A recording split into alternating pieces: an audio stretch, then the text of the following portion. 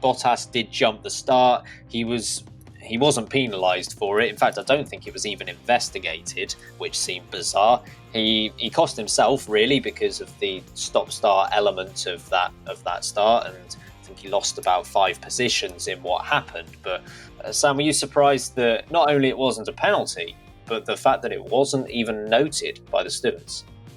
Yeah, I mean, I'm a little tired of the stewards. The inconsistency and inconsistencies is becoming laughing up, because that's what they are at the moment. They are laughable. That was a clear incident, and even if it just came up on the screen as stewards have noted a possible jump start from Valtteri Bottas, no further investigation required, fine. At least you looked at it and you've shown the viewer that you've looked at it. But the commentators of the whole race, baffled. Absolutely baffled by what's going on. We don't know anything. There's no answer. There's no end result. It's almost like the stewards put a blindfold on for the start and went, "Oh, Bottas is 5 places back. That's fine. Don't bother looking at it. He's had a bad start." And it's once again a classic case of the stewards only investigating something where there's actually not a direct correlation in the result. If Bottas had jumped the start and stayed in second place, I reckon 95% sure they'll have looked into it. But because Bottas slowed down and lost 5 places, they went, "That's fine," punished himself. And that shouldn't be the case. The FIA, the stewards, are constantly giving out penalties only when the end result is negative. The point is, if you have an unsafe release and you don't cause contact, that's just as bad as having an unsafe release and causing contact. The issue is the unsafe release, not whether you cause contact or not. So you penalise both equally. And he did the same with Latifi today when he hit Sainz.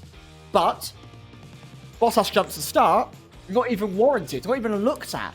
And this isn't the first time he's jumped to start either. You know, he got lightning close in Austria last year, I think it was, if not the year before. Fantastic, well done him. But he's also done it in Russia. And he actually jumped the start. And he was penalised for it. And why is this not any different? I'm literally watching a clip right now. Stops over his line, lights go green, then he carries on. That is a jump start. I don't know what the FIA are playing. I don't know what the stewards are playing at. Get it together. He's trying to be as good as he can on the start to get ahead of Hamilton. It hasn't worked. Again, you expect better from a driver of his quality. What are the stewards doing? Be more consistent. I think we should have a more open board of regular stewards where things have to be voted on. I don't know. Something needs to change because it's not going well enough. If you jump the start, he should be penalised, regardless of what he does after that start. Something like the X Factor. Very good. Yes, you get a golden buzzer. Wow, I'd pay to see that. And we've discussed stewarding multiple times in various podcasts over the past year or so, and saying that there really does need to be a change at some point. What that change entails is another matter, but it's not working in its current format. Harry, the most recent incident I can think of which was similar to this was Sebastian Vettel in Japan last year, where he wasn't penalised as well. So I guess there is some sort of consistency in that. Were you surprised that the stewards didn't want to take a further look into this? Yeah, it's a strange one, isn't it? So there's a very similar incident to Vettel where they jumped forward and then stopped and then went, and both of them lost places as a result.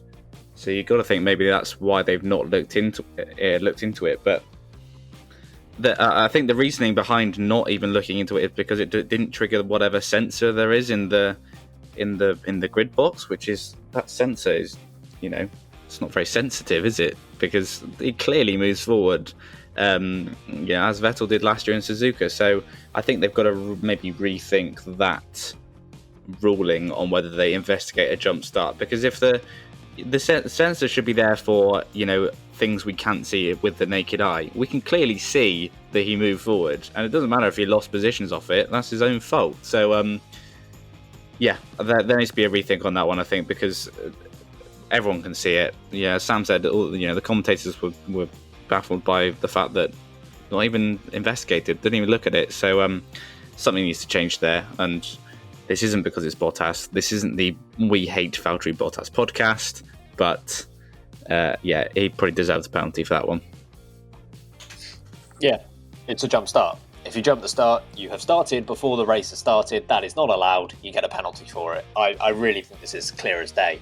And I completely agree with you, Sam, and I know this one splits opinion, that the consequences of an action should not be the basis for whether a penalty is applied and how much of a penalty is applied. I think that is absolute nonsense, and I know a lot of people disagree with that. I think David Coulthard and possibly Martin Brundle as well have often said about an incident there's no reason to penalise them because they've already penalised themselves because they've spun around or that they're now at the back of the grid because of the incident that they've got involved with. And I completely disagree with it. Everything should be done based on merit. And if you crash into someone and it's supposed to be a 10-second time penalty, you give that 10-second time penalty, regardless of which car has got off better or worse, or if both cars are at the back of the grid. It doesn't matter. That should be applied equally, and the same matters here. It doesn't matter if Bottas ended up last place after what he did on that first corner. If he has jumped the start, he still gets a penalty, and you wouldn't see this in any other sport. And I know comparisons directly sport to sport are dangerous and aren't always 100% accurate, but you would never get in a situation where in a football match, one team is 4-0 ahead. The team that is 4-0 ahead, somebody commits an awful challenge that's worthy of a red card, and the referee goes, you know what, there's no point sending you off. It's 4-0 with 5 minutes to go. It's not going to matter. You would never get that. You wouldn't get that in any other sport, yet apparently it applies in motorsport that if you have, penalised yourself to some degree, then another penalty isn't required. There needs to be a change in this from my view. The stewarding needs to improve first and foremost, but the actual ways in which penalties are dealt, I don't think is correct at the moment. Another thing, just on this, I think Sebastian Vettel in Japan did exactly the same thing that Bottas did. Jumped the start, stopped, went again, outside of his pit box, was penalised pretty quickly within the race as well. It was even a drive-through penalty, I believe. So, I don't think he was. I don't think he was. Was he not? Was he let go again? Yeah, it was last year. So, jumping the start, apparently, only if you go full out does that mean that you get penalised. That means that you could inch forward 5 or 6 times, really, one for every red light. As long as you stop again before the light goes green. Doesn't matter where you are on the track. FIA needs to sort out. Stewarding needs to be sorting out. It's not good enough. Is a yoke. Cars all hopping down the track before the green light goes. Oh dear.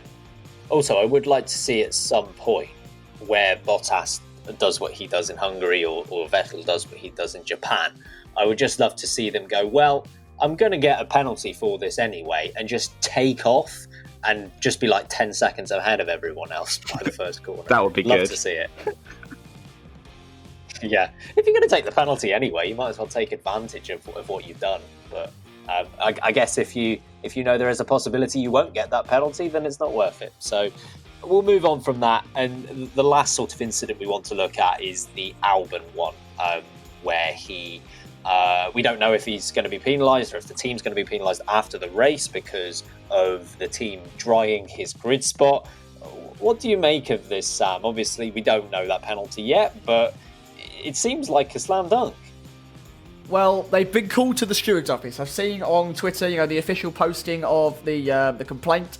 They have been called for 20 minutes time after we're recording this, which is classic late breaking.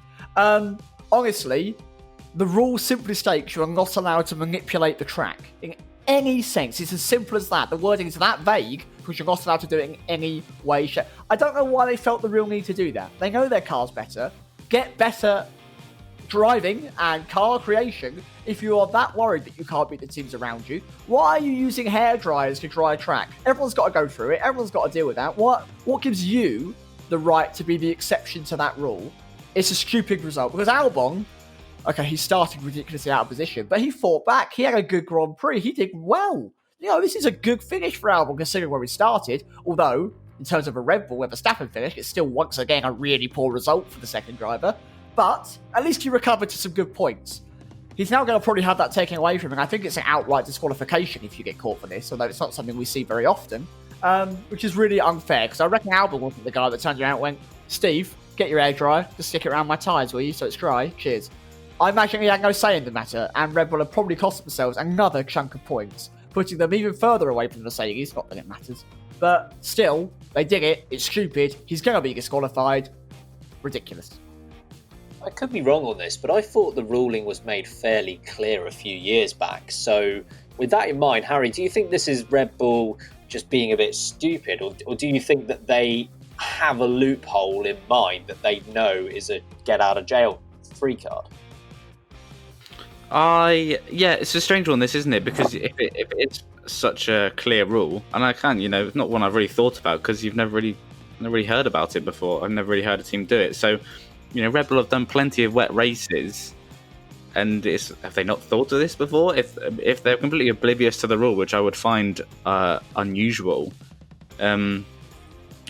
It's a very strange one, and like Sam said, a shame for Albon if it is a slam dunk, which if it's caught on camera, it appears it's going to be a slam dunk penalty or disqualification, even worse, because he had a good race after a pretty disastrous qualifying. So, strange one from Red Bull, whether it was just a breakdown in communication, because it doesn't seem like they were doing it for Max's car, although they were busy trying to fix his car at the time, I guess. But an odd one from Red Bull, and if they have found a loophole, I'm sure that will cause arguments as well. So can't wait. I'm trying to work this one out, and I keep coming back to the same conclusion if they must have an out here, because I can't get behind the theory that they are stupid enough to think that they could get away with this and not have a plan as to how to get out of it. The rule, as I say, I'm pretty sure is down, it's straightforward. I don't think it's too complicated to understand that you're not allowed to do this.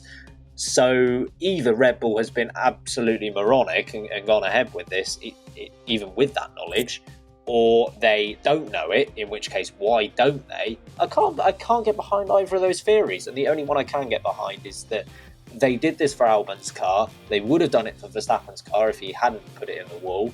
And they have some sort of out when the FIA come at them and say, hey, look at this regulation, you can't do that.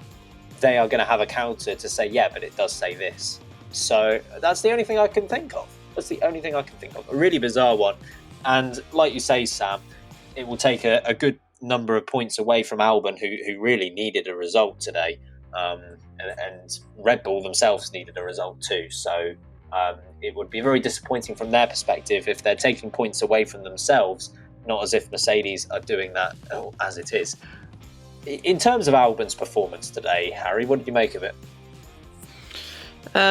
It was encouraging. Like Sam says, it wasn't on the Verstappen level, which is obviously where we want it to be, but I think he, after such a disappointing qualifying yesterday, he definitely fought back, and I don't know whether Red Bull had better pace in the race and it just did in qualifying. But yeah, he definitely looked more racy than he did yesterday, that's for sure. And he just needs to be just a bit more consistent. There was clearly something wrong with that car yesterday because Verstappen was only 7th. But I was, it wasn't amazing, but I was pleased that he at least he got a result out of it, got a P5, because even after yesterday, people were talking about whether he deserved that drive of Red Bull. So for his sake, I'm glad that a decent haul of points came out of it. Yeah, it remains to be seen whether they stay or not. But in terms of Alex Albon's performance, he knows that he was worthy of the P5 at least, regardless of whether it gets taken away or not. I can't. He was still a minute behind Verstappen. I think it was over a minute. It might have been a minute 10 seconds. And if it was anyone else on the grid, we'd be talking about this as if it was a terrible performance, that he is that far away from his teammate. But the fact that he qualified so poorly, I know the Red Bull wasn't in a great shape on Saturday, but he didn't make Q3, whereas Verstappen did. 6 positions between the two drivers at the end of qualifying. I can't get behind the idea that this was a great race or even a good race for him. He did make progress, I'll give him that, but it's over a minute to a guy driving the same thing as you, who, by the way, had a collision before the race started. Not saying that wasn't Verstappen's fault, of course, but come on. I really need to see more from Alex Albon. I really do. And I've been fairly vocal on the fact that people are inflating his performances. The 2 near podiums he's had have been as a result of strategic decisions and safety cars rather than pace alone. I need to see a race where he qualifies up there with Verstappen and finishes within, let's say, 10 seconds of him, where they are on the same strategy and it's on pure pace alone. Because if I don't see that, I can't get behind him being there long term.